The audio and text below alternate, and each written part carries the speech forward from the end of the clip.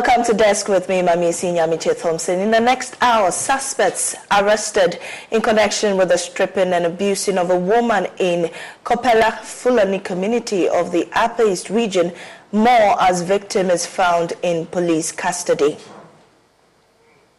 On Climate Focus today, we'll tell you about a forward-thinking regenerative agriculture method which is helping restore organic matter in the soil, boosting its carbon sequestration rate and protecting biodiversity. A majority MPs to rise to the defense of a World Bank country director over his recent comments of Ghana's power purchasing agreement signed by the previous NDC government. I think we should commend the World Bank director for saying what is the reality, is an open secret, that yes, our PPAs has had a lot of enormous, how do we call it, impact on our economy. Stay with us for details and that live crossover to a public forum on media, hate speech, and democratic consolidation in Ghana. We'll be right back.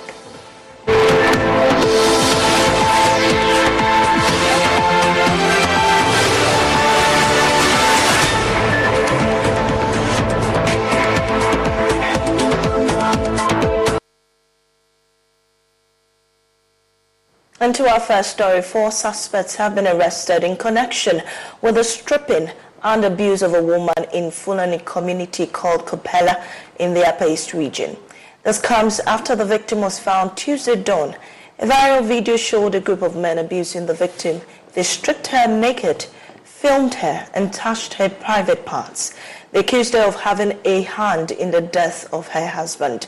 The victim was reported to have fled the community after the attacks. Following widespread public condemnation of the incident, the IGP has since engaged leadership of the community to assure them of enhanced security as he leads investigations into the incident. We'll be getting more from the outcome of that engagement between the leadership of the Fulani community and the IGP. In the meantime, though, let's engage our Northeast Regional Correspondent Ilyasu Tanko on how the community has been faring following the arrest and the return of the victim. Ilyasu, where and how was she located?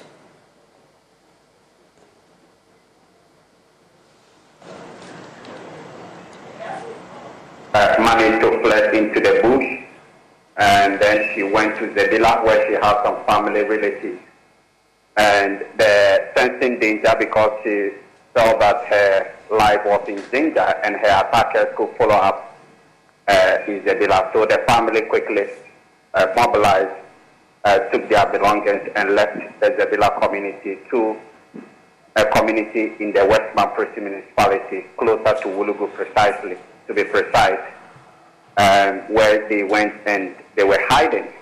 And so the police, after investigation, or after the video leaked, through their investigation, found this lady in the West Mampresi municipality, the community in that particular municipality. And as I speak to you, she's currently in the Upper East Regional Capital, assisting the police in the investigation. Ilyasu, in which state was she found in? Has she spoken about where she went to and how she's doing since she left the community? Is she okay? Well, I managed to speak to her yesterday through a third party, and she told me that she was not the only person who was abused. It appears that the attackers actually went out looking for Fulani women to molest in reaction to a claim that a Fulani man had raped a local woman in that particular community. So the locals, according to her, mobilized themselves, went into the bush where the Fulanis are mostly based, and according to her, 5 other girls were raped. And she said she was with 4 other girls returning from the market. And you have to pass through the bush before you go to their camp where the Fulanis are based. And so she was with the other girls on their way home when these men accosted them and did that to them. And she mentioned that another girl called Rukaya was raped by 5 men and the police are also following that particular case. I understand that particular girl has also been located. She has been asked to go to the Zebula District Hospital for a medical checkup, and then the police will pick it up from there. So it appears not only this particular girl, who, by the way, is also called Rukaya Yakubu. She's 26 years, and she's a mother of one. It appears she's not the only person who was raped in this particular case. As you mentioned, more than 5 other girls were also raped. Interesting developments there, but do you have any idea about the suspects that have been picked up? Any charges leveled against them? Well, we understand they were picked up in the Kupelga community. In fact, the police say they are looking for other suspects in this particular case. We are not sure the charges for now because apparently, the gag order given by the IGP, so the police in the region are not opening up to us. So as we speak, we do not know the charges, but we do know that the police are looking for more suspects in this particular case. Thank you very much, Ilyasu Tanko. Also joining us live is the president of the National Council of Fulani Chiefs, Idrissa Mohammed Bingo, and he'll be telling us more on their engagements with the IGP. Mr. Bingo, can you tell us what concerns were raised in the meeting? What were the agreements that came up after meeting with the IGP? Okay, good morning, Joy News, and I greet all your cherished viewers. Yes, our meeting was rather a conference call. And I want to comment with Adib Sami and security aspect who organized that meeting. We were assured by the IGP that they are not going to leave anybody who is involved in this. So we should rest assurance. And true to his words, yesterday morning we woke up to hear about 4 suspects has been picked. So we commend the IGP and his team for the swift action they have taken so far. But as your reporter said, it is not only this lady in particular that has been a victim. It is a report was coming in this issue. So we are now also gathering our facts through our men on the ground to know actually what happened. But so far, what the police did, we are very, very much appreciate. We appreciate because this lady in particular, she's now in safe hands with the police in Bolgatanga. My information is that they have given her a place with her family, and the police is taking care of her and even organizing to get a medical psychologist to come and see her, and they are giving her the best of attention. So we are very, very grateful. We are happy with this particular development. But then we urge them to do their best so that we don't see repetition of this kind of barbaric, behavior by certain people. Right, Mr. Bingo, let's stay a while longer on the suspects that have been picked up. Do you know these suspects? Are they members of the community in which you live? Well, I don't know them. I don't live in the Accra here. But my men who are in that area, some of them know them. That is the information I've got.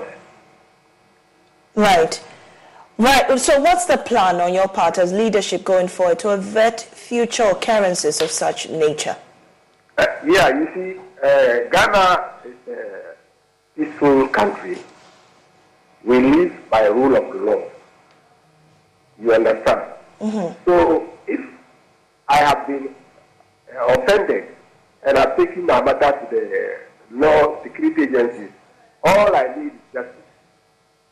So if we see justice done to us, Fine. We don't have any. We are not abiding. We always try to talk to our people, to be law-abiding citizens, to keep heads down, cool down. So that's all we are interested. We didn't go to, attack anybody.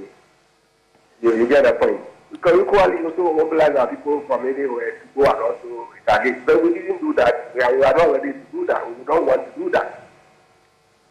Since there are law enforcement agencies in the country, whatever happens to us, there are those who will approach for them to give us justice. We're very grateful for your time. Idrisu Mohammed Bingo, President of the National Council of Fulani Chiefs. And at this moment, we'll be crossing over to the British Council Hall, where there is a public forum ongoing under the theme Media, Hate Speech and Democratic Consolidation in Ghana. We have huge live speak. We'll be going there live, and there are speakers such as His Excellency Charles Abani, UN Resident Coordinator, Ghana, ongoing now. So we'll take it there. The problem of hate speech is also being fueled by a growing polarization along partisan, ethnic, and religious lines. The perpetration of hate speech is also being aided by our largely unregulated and highly partisan traditional media sphere, and also being exacerbated by the increasing access and abuse of social media platforms.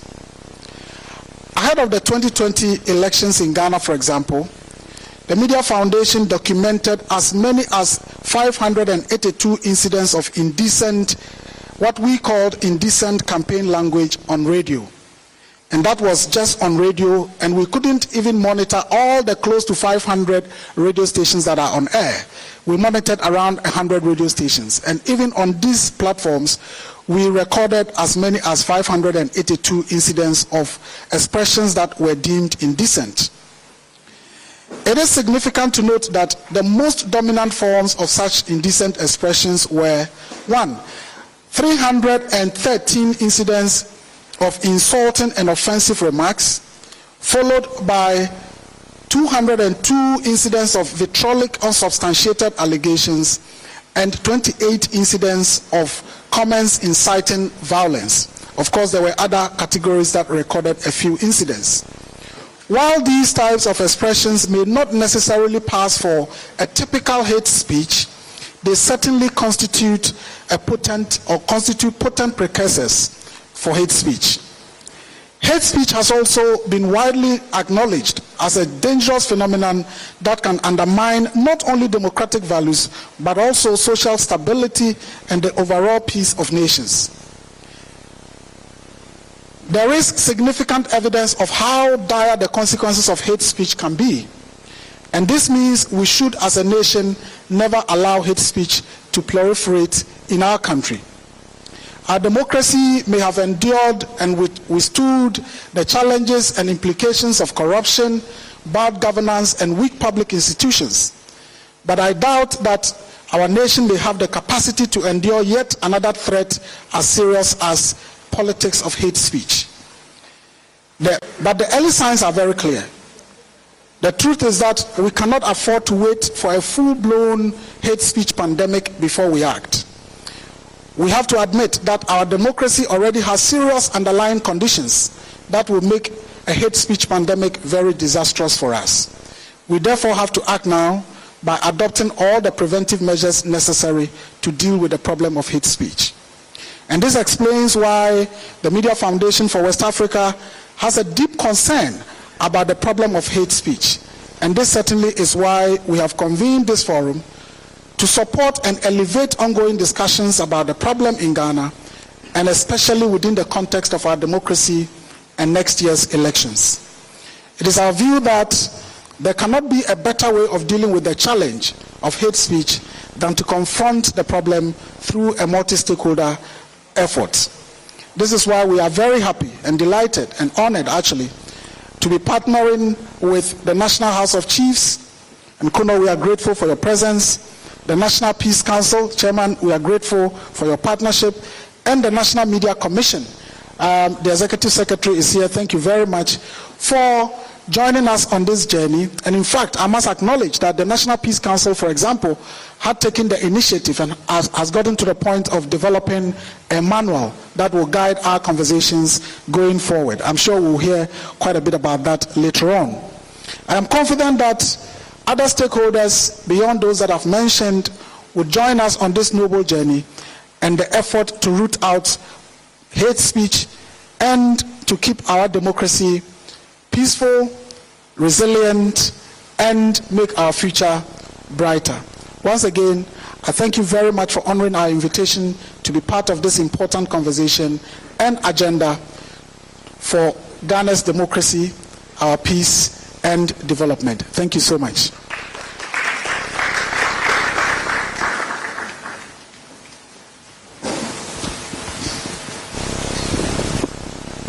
Let's give him another round of applause. And of course, the time to act is now, particularly as we get very close to election 2024. And for those of you who are election watchers, you know that every 8 years, elections are keenly contested in this country because of the feeling that after 8 years, for some reasons, some way, somehow, power must change hands. Well, we'll now introduce our chairman for today's occasion, and Sulemana talked about the National Peace Council. Yes, they've launched the guidelines on hate speech and other forms of indecent expression. He is the chairperson of the National Peace Council. Let's welcome Reverend Dr. Ernest Edujemfi with a round of applause.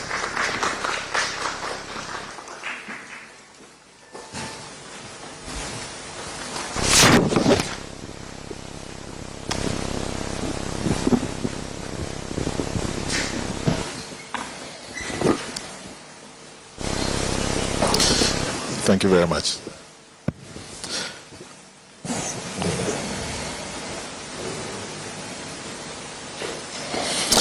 Thank you very much, Winston. The UN Resident Coordinator, members of the Diplomatic Corps represented this morning, the representative of the National House of Chiefs, the Executive Director of the Media Foundation for West Africa, distinguished panelists for this occasion, distinguished guests invited to be with us this morning, friends from the media fraternity, ladies and gentlemen, it is my pleasure to chair this august meeting this morning as we continue to find ways to stem the growing trend of hate speech in the media space and in the public discourse in our country. This forum is indeed timely as our democracy is constantly threatened by hate speech. Unfortunately, the media, a significant tool for the consolidation of our democracy, is the channel through which this menace is being perpetuated. Hate speech is defined by the Oxford Dictionary as abusive or threatening speech or writing that expresses prejudice based on ethnicity, religion, sexual orientation, or similar grounds. Ladies and gentlemen, democratic governance structures all over the world have at various stages of their emergence and consolidation suffered some form of vulnerability due to the behavior of their citizenry in the use of hate speech with its attendant consequences. In some places, the use of hate speech has led to violent conflicts with devastating consequences on lives and property. Hate speech, for example, is known to be one of the major causes of the 1994 Rwanda genocide. There is also substantial evidence about the role hate speech played in contributing to the political crisis in Kenya between 2007 and 2008, and that the Republic of Cote d'Ivoire in 2011. In Ghana, the story is not different, as the phenomenon of hate speech and indecent form of expression have suddenly grown and have become a threat to the Ghanaian society. The proliferation of such behavior is more noticeable and enhanced during election years. Potentially explosive political statements from different sides of the political divide were observed in the run-up to the 2008, 2012, 2016, 2020 presidential and parliamentary elections in the country. Hate speech and other forms of indecent expression have been recorded in several other instances in our political space. In some instances, though not common, there have been derogatory remarks and insinuations cast by one ethnic group or tribe against another. These have resulted in some tension between ethnic and tribal groups that have the potential to disturb the peace of the country. Lately, social media platforms have become an essential tool for communication and has been competing on the media landscape, consequently expanding the path for freedom of expression. The strength of democracy in any given country can be measured by the extent to which the citizenry enjoys its freedom of expression. It is through them that individuals exercise their fundamental freedoms or rights of expression in addition to exchanging information and ideas. The 2020 Black Lives Matter protests in the US and the Arab Spring Revolution in 2021 are examples of the formidable role of social media platforms in the fight for fundamental human rights and freedoms of expression. The freedom of expression or speech does not, however, give the citizenry of any country the right to either speak or publish without required responsibility. Constitutional values or social media are usually under immense pressure, and the use of democracy is not left behind. Online media firms admit that not only extremists, terrorists, and other undemocratic groups use the platforms to advance their messages. It is therefore imperative that Ghana, like nations across the world, must encourage social media firms to urgently do something regarding hate speech and other forms of intemperate language. Act 818, establishing the National Peace Council, mandates the Council in Section 2 to facilitate and develop mechanisms for conflict prevention, management, resolution, and to build sustainable peace in the country.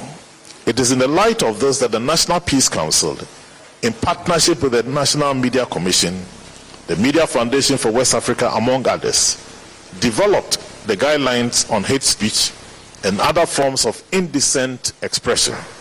This is to guide all of us as citizens, officials of various institutions, and political actors in the performance of our duties and engagement with each other, especially in the media space. It is to help us act in a responsible manner to promote tolerance, inclusion, and respect for each other. It is important, ladies and gentlemen, to know that the role of the media cannot be ignored in this process. Hence, they provide the public access to information, create awareness, and facilitate public debate and discussions that must be conducted with strict adherence to professionalism and ethical standards. Distinguished ladies and gentlemen, while hate speech, inciting comments, and other indecent expression can be used on different platforms and on separate occasions, the mass media, as major enabler of public discourse, have often been the medium through which such expressions are unfortunately used the most. In some instances, the media have doubled the evil, or fueled or fanned, amplified such behavior with some exciting comments. Hate speech and other forms of indecent expression could potentially get worse when there is decline in professional standards or ethical journalism, which is further aggravated by the partisan ownership of media houses, the increasing number of media operators, and the attendant effect of commercialization, as well as other challenges. Ladies and gentlemen, let us remember that Ghana is the gateway of Africa. As a gateway of Africa, must continue to embrace multi-ethnic coexistence. diversity of thought, eschew negative communication, and rather build on positivity of our diversity for better growth and development in all sectors of our country. It is my hope that our distinguished panelists will provoke all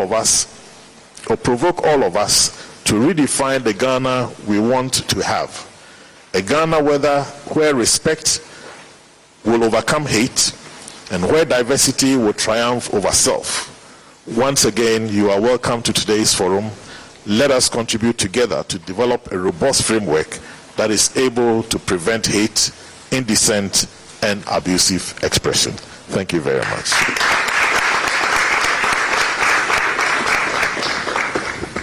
Thank you very, very much, Reverend Dr. Ernest Edu-Gyamfi, who is chairman of the National Peace Council. Of course, let's redefine the Ghana that we want, where respect, where we focus on respect instead of hate. After all, as a country, we have said that our democracy thrives so much on free speech. We have interpreted it loosely as kebi mamin kebi. It means all of us have a voice within our democracy. So if we all have a voice, that voice certainly should not be hate speech. Thank you once again, Reverend Dr. Ernest Edu-Gyamfi. Would now invite the President of the Eastern Regional House of Chiefs and a corner of Manya Krobo, Nene Sakite II, for some brief remarks. Let's welcome him.